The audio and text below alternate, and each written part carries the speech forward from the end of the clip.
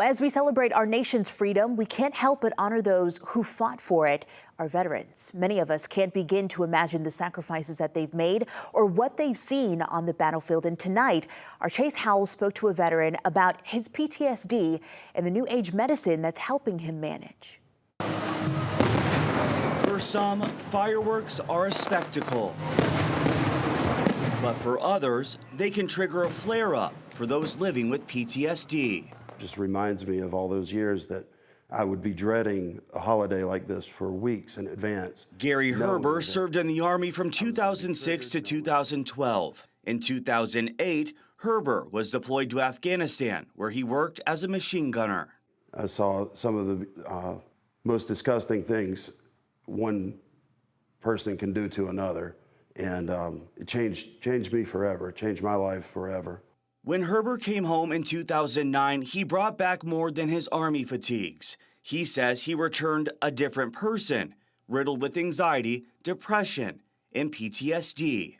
The VA solution, Herber says, was loading him up on opioids. It was taking not just a toll on my organs, but it was also just taking a toll on my outlook on life, knowing that this is not a forever option, but it was the only option I had. That was until Herber got his Georgia medical marijuana card. And according to the Marijuana Policy Project, an organization that advocates for marijuana usage, there are 25,000 people in Georgia as of December 2024 who have their medical card.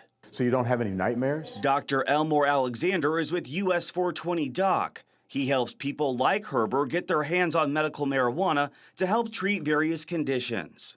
Playing devil's advocate here, what would you have to say to people that say, look, these people just want to get high and have an excuse to do it, even though it's illegal here in Georgia? How would you respond to that?